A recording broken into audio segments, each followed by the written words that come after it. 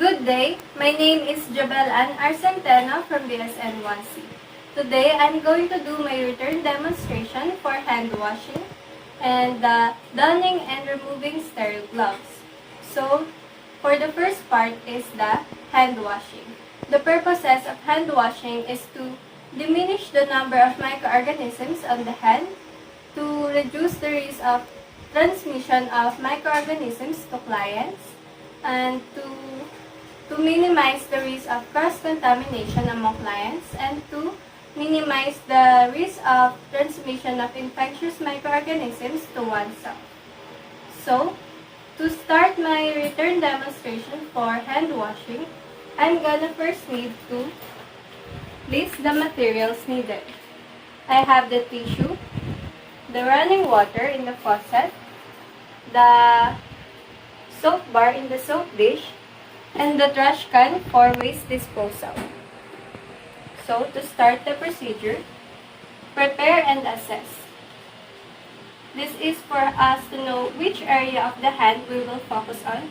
We need to look for cuts, abrasions, and cracked skin, but since I don't have any of those, I can now proceed to the next procedure. Next is to assemble all articles.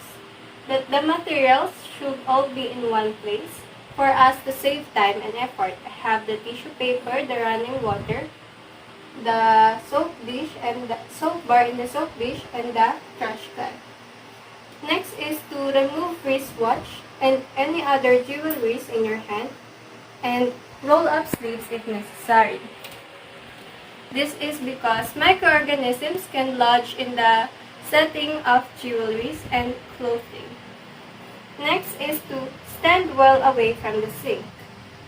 It is important to maintain a distance within the sink because the sink is very contaminated, so our uniform should not touch it.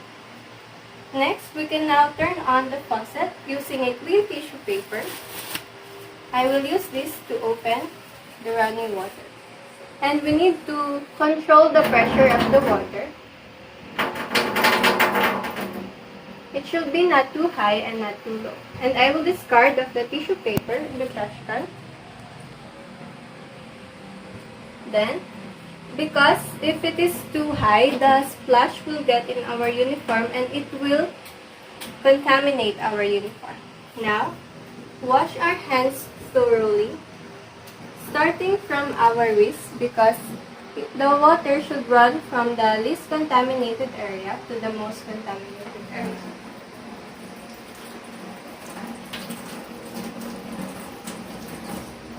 We should always maintain a distance within the sink. Wash our hands thoroughly. For us to clean our hands,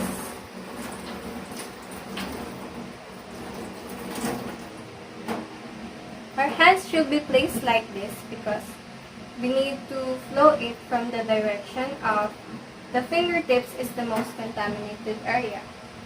Now, get the soap bar in the soap dish and place it under running water for several seconds. This is because we need to remove the hardboard microorganisms that the soap gets from the open air.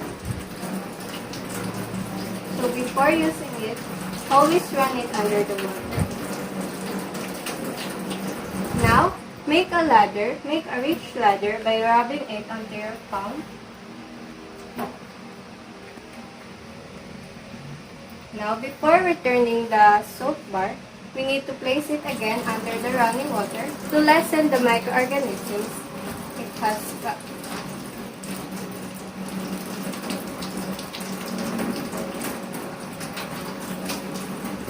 Now, I have rinsed it. I will drop it onto the bar soap. Now, use firm rubbing and circular movements in our hands on the palm for 5 seconds on the back of our hand. This is important to remove the microorganisms in the hand by friction. This is to lessen the dirt that our hands have. Now, from wrist to wrist,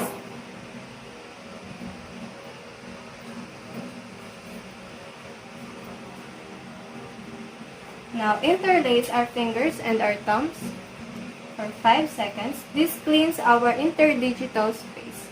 So it is cleaning thoroughly. Next is to use this motion. It cleanses our fingers and our nails thoroughly for 5 seconds.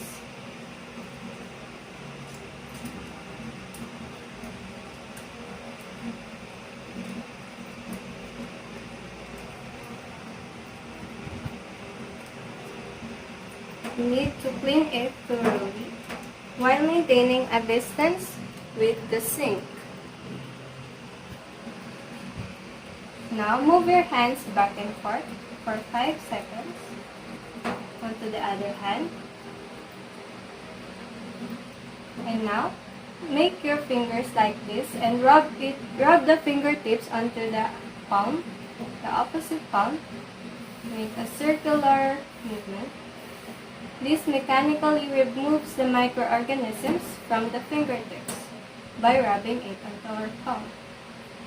Now our hands should be like this after cleaning our hands with soap. And run it under the water starting from the fingertips.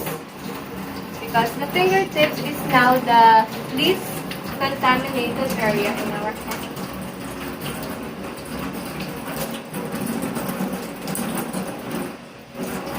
Again. Now the other side.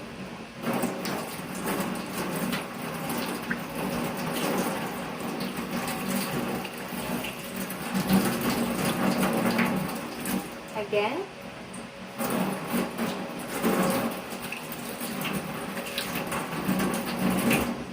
Now I have cleaned it.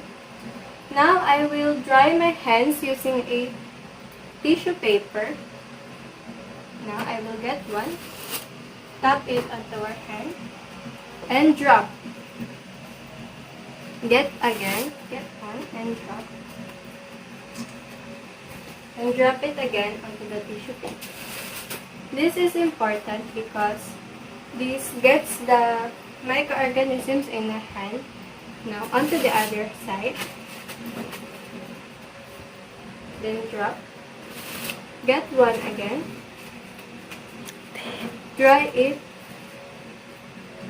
Now, I have now dried my hands. I will close the faucet using another clean new tissue paper. I will use it to close. Then discard. Using a tissue paper to close the faucet is very important so that we cannot get the microorganisms in our hands all over again. Now, my hands are kept from contamination and hand washing is properly done. Thank you.